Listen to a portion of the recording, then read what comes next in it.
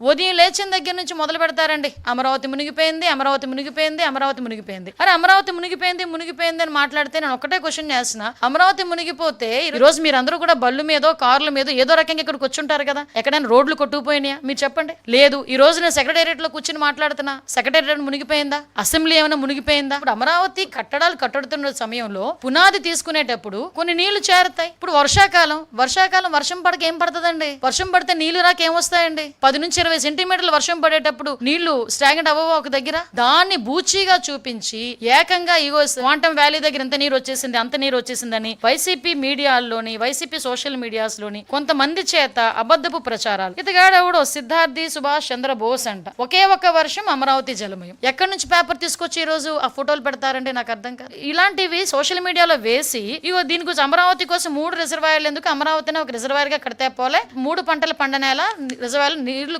పుష్కలంగా ఉండే కదా అంటే ఇలాంటి ఒక రకమైన నెగిటివ్ యాంగిల్లో ప్రొజెక్ట్ చేయడం. ఇది ఒక్కటే కాదండి, ఇలాగా ఒక మూకుమ్ముడిగా అమరావతి మీద దాడి చేశారు. ఈ రోజు అమరావతి అనేసరికి ఒక ఆంధ్రప్రదేశ్ ప్రజల సెంటిమెంట్, అటువంటి అమరావతి మీద మళ్ళీ బురద జల్లటం. ఈ రోజు అమరావతి కట్టడానికి సెంట్రల్ గవర్నమెంట్ కూడా సపోర్ట్ చేసి ఫండ్ తీసుకొచ్చుకొని మనం అన్ని కూడా అమరావతిలో ప్రతిదీ కూడా నిర్మాణం చేసుకోవాలని చెప్పి ఇటుక పేర్చుకుంటూ ఒకటి ముందుకెళ్తుంటే గౌరవ ముఖ్యమంత్రి గారు ఈ రోజు అది చూసి ఓర్వలేక, అంటే ఏదో పేపరు పెన్ను ఉంది, కీప్యాడ్ ఉంది, మొబైల్ ఉంది, మా నచ్చినట్టు రాసుకుంటామంటే ఎలా అవుతుంది? మేము ఇలాంటి వాళ్ళ మీద కేసు పెట్టకూడదా? ఈ రోజు ప్రజల్లో ఒక రకమైన ఆందోళన కలగదా? ఒక రకమైన అలజడి ఉండదా? ఒక రకమైన అభద్రతా భావం క్రియేట్ అవ్వదా? మీరందరూ వచ్చున్నారు ఇక్కడికి, మీరందరూ ఎక్కడ కూడా ఏ బోట్లోనే రాలేదు, నీటిలో ఈదుకునే రాలేదు. ఎక్కడండి మునిగిపోయింది? ఈరోజు సెక్రటేరియట్ లో మేము కూర్చొని మాట్లాడుతున్నా, సెక్రటేరియట్ మునిగిపోలేదు, మరి అమరావతి మునిగిపోయింది ఇలాంటి ఫేక్ ప్రచారాలు చేసినప్పుడు ఎలాగ ఈ రోజు పేపర్లోని గట్ట కొంతమంది రాస్తున్నారు? నేను అందరి మీడియా వాళ్ళ గురించి మాట్లాడలే, స్పెసిఫిక్ గా కొంత మీడియా ఏం జరుగుతుందంటే ఒక బురద జల్లే కార్యక్రమం మీదే ఉన్నారు.